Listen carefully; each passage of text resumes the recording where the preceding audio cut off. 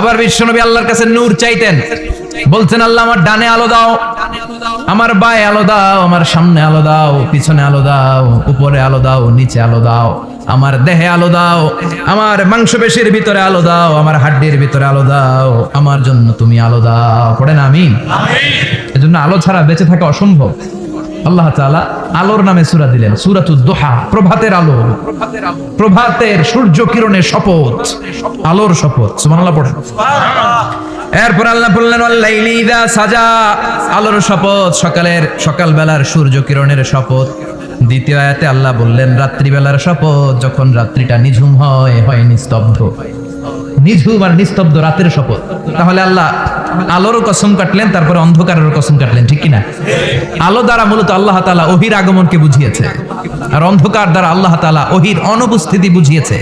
এটা দিয়ে আল্লাহ বুঝাতে চাইলেন, ও নবী, কাফির মুশরিকরা আপনারা গালি দেয়, ওরা বলে যে আমি আপনারা ভুলে গেছি, আমি আপনারা ত্যাগ করেছি, আমি আপনার প্রতি অসন্তুষ্ট। না না, আমি ইচ্ছা করে ওহি পাঠাই না, কারণ সব সময় আলো থাকলে ভালো লাগে না, কিছু সময় অন্ধকারের দরকার আছে না নাই? বুঝে শুনে উত্তর দিয়ে। 24 ঘন্টা আলো, 365 দিন খালি আলো আলো আরো আলো। যদি সূর্যের আলো সব সময় থাকে 365 দিন, ভালো লাগবে? রাতে ঘুমাবেন কেমন? আবার সব সময় ঘুটঘুটে অন্ধকার, আলো নাই, ভালো লাগে? ক্ষেত খামারে চাষ করা লাগবে না, বাজারে যাওয়া লাগবে না। তার মানে আলোরও দরকার আছে, অন্ধকারেরও দরকার আছে। এটা দিয়ে আল্লাহ বুঝাতে চাইলেন, নবী, ওহী নাজিল করার জন্য দরকার আছে, মাঝে মাঝে ওহী বন্ধ রেখে আপনার বিশ্রাম দেওয়ারও দরকার আছে। চিৎকার করে বলেন আল্লাহু আকবার। এজন্য আল্লাহ বললেন ওয়াদ-দুহা ওয়াল-লাইলি ইযা সাজা মা ওয়াদ্দা'আকা রাব্বুকা ওয়া মা ক্বালা ওয়ালাল আখিরাতু খায়রুল লাকা মিনাল উলা। সুবহানাল্লাহ পড়ে।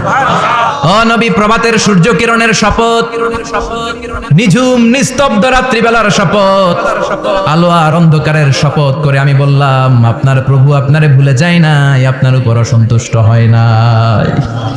আমি আল্লাহ ইচ্ছা করে ওহী বন্ধ রেখেছি, কারণ ওহীর একটা পাওয়ার আছে। বারবার ওহী রিসিভ করলে আপনার স্নায়ু এটা সহ্য করতে পারবে না, আপনার দেহ এটারে বরদাস্ত করতে পারবে না। নবী, আমি আপনার প্রতি এত রহম দিল, এত ভালোবাসি, বারবার ওহী নিতে নিতে আপনার যে কষ্ট হয়, এই কষ্টটা আমার আল্লাহর সহ্য হয় না। এজন্য আমি আল্লাহ ইচ্ছা করে কিছুদিন ওহী বন্ধ রাখছি। সুবহানাল্লাহ পড়েন। তার মানে এই নয় যে আমি আপনারে ভুলে গিয়েছি, আমি আপনারে ছেড়ে দিয়েছি। আরে নবী, আমি তো আমার নামের সাথে আপনার নামকে জুড়ে দিয়েছি। লা ইলাহা ইল্লাল্লাহ মুহাম্মাদুর, যেখানে আমার আল্লাহর নাম সেখানে বিশ্ব নবীর নাম আছে না নাই? আজান যখন দেয় আল্লাহু আকবারের পরে বিশ্ব নবীর নাম আছে না নাই? একামতে আছে না নাই? আবার আল্লাহর জন্য যখন সালাত আদায় করি, শেষ বৈঠকে বিশ্ব নবীর উপর দুরূদ আছে না নাই? রাফা'না লাকা যিকরাক, ও নবী, আপনার নামকে আমি অনেক উপরে তুলে ধরেছি। আমার নাম যেখানে, আপনার নাম ওইখানে। গোটা বিশ্বব্যাপী আপনার নাম ছড়ায় যাবে। ওরা আপনারে গালি দেয় কবি বলে, ওরা গালি দেয় গণক বলে, ওরা বলে আপনি আবতার, লেস কাটা। আসলে যারা আপনারে গালি দেয় ওরাই লেস কাটা। ওরা আপনারে বলে আপনি নির্বংশ, আপনার ছেলেগুলো বেঁচে নাই, মেয়ে বেঁচে আছে, আপনার নাম নেয়ার কেউ থাকবে না। ওই আবু জাহেল, উতবা, সাইবা, ওদের নাম নেয়ার কেউ থাকবে না। আপনি লেসকাটা নন, আপনি নির্বংশ নন। ইন্না শানিয়াকা, চিল্লায় বলেন ইন্না শানিয়াকা। যারা আপনারা গালি দেয়, যারা আপনারা নিয়ে কটু কথা বলে, ওরাই লেসকাটা, ওরাই নির্বংশ। ওদের বংশকে আমি আল্লাহই নির্বংশ করে ছাড়ি। চিল্লায় বলেন ঠিক কিনা? ও নবী, মা ওয়াদ্দা'আকা রাব্বুকা ওয়া মা ক্বালা, আপনার রব আপনারে পরিত্যাগ করে নাই, আপনারে ভুলে যায় নাই, আপনারে ছেড়ে দেয় নাই। আপনার রব ইচ্ছা করেই ওহী নাজিল বন্ধ করে রেখেছে। আমি ইচ্ছা করেই আপনারে প্রেসার দিতে চাই নাই গো নবী, কারণ ওহী রিসিভ করা অনেক কঠিন। এটা আস্তে আস্তে আপনি অভ্যস্ত হবেন। সুবহানাল্লাহ পড়েন। ওহীর একটা পাওয়ার আছে না নাই? আমরা তো কি মজায় মজায় কোরআন পাইছি। এই যে কি সুন্দর কোরআন নিয়ে বসি, পড়ি, তাফসীর করি, কি মজার কোরআন।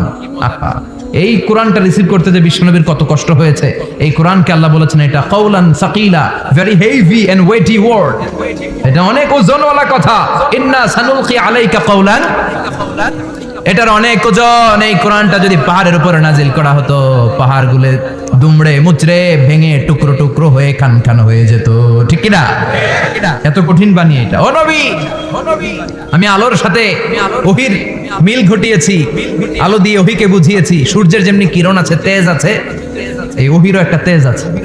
এই তেজ, এই কিরণ আপনি সব সময় সহ্য করতে পারবেন না। এজন্য আমি ইচ্ছা করে কিছুদিন ওহী নাজিল করা বন্ধ করে রেখেছি। সুবহানাল্লাহ পড়েন।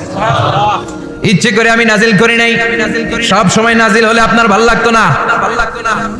বুখারীর বর্ণনা, মা আয়েশা বলতেন শীতের রাতে, কনকনে মাঘ মাসের শীতের রাতে যখন বিশ্বনবীর উপর কোরআনের আয়াত নাজিল হতো, বিশ্বনবী ঘেমে ঘেমে একাকার হয়ে যেতেন।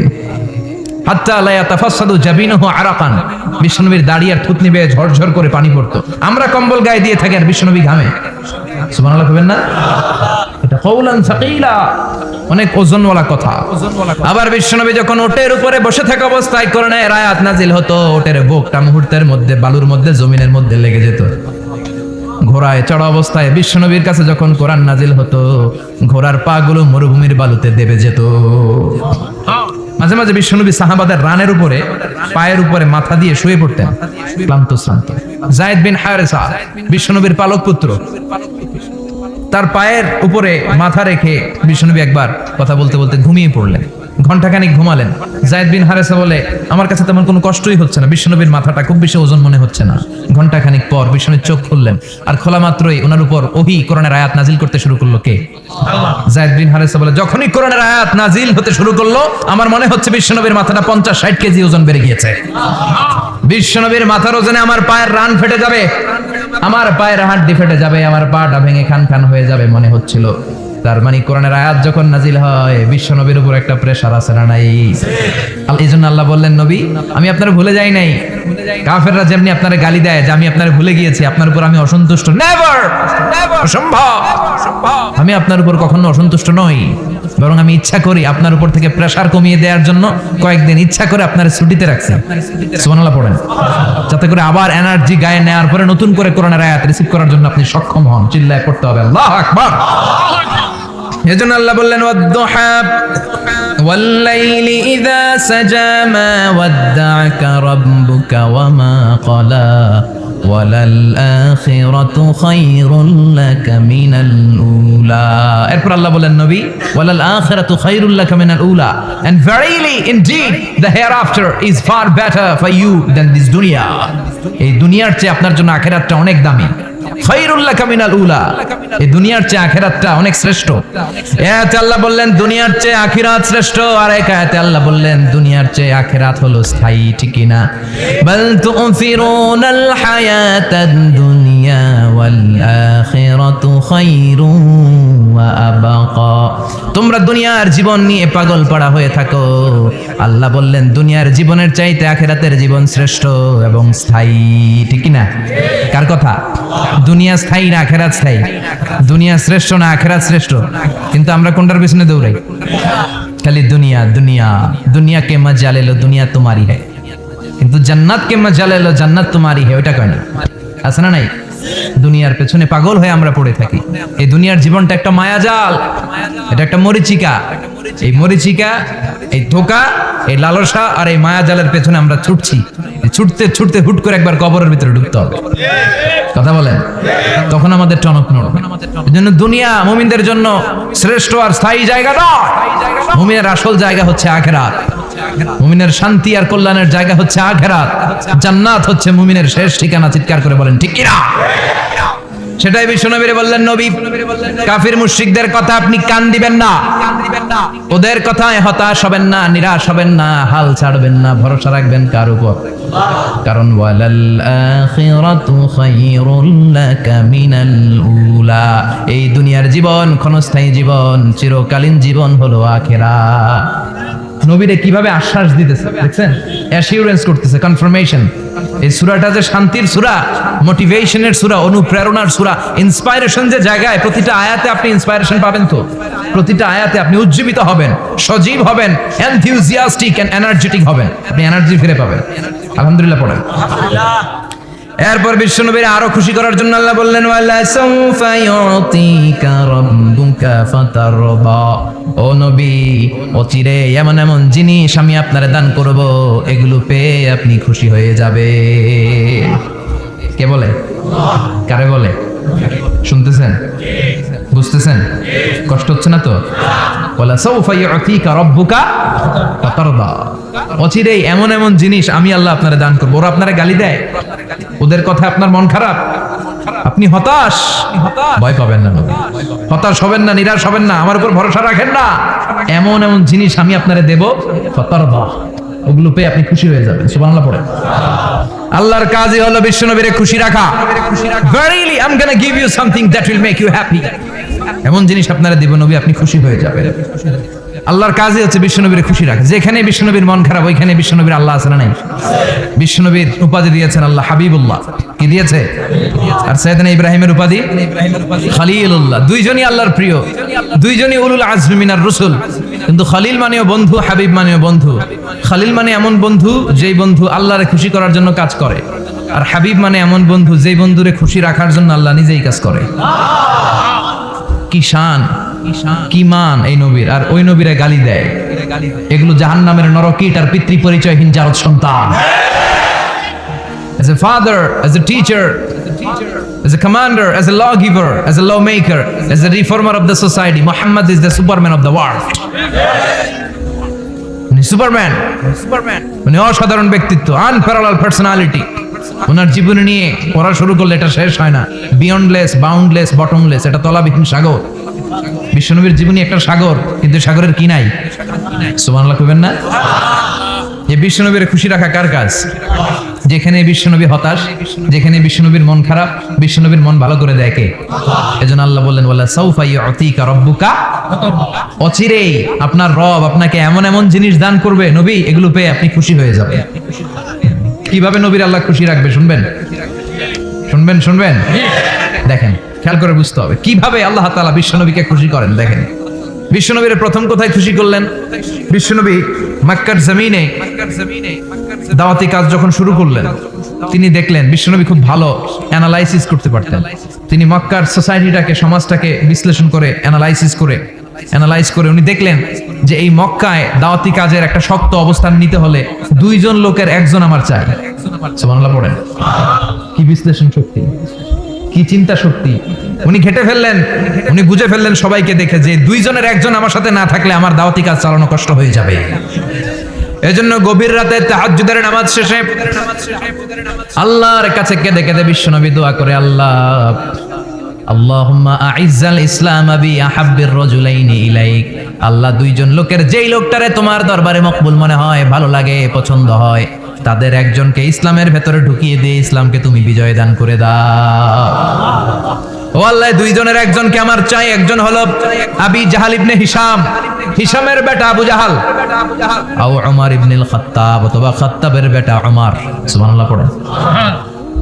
সাথে সাথে দোয়া কবুল করলো কে? কার জন্য করলো? নাকি আবু জাহেলের জন্য?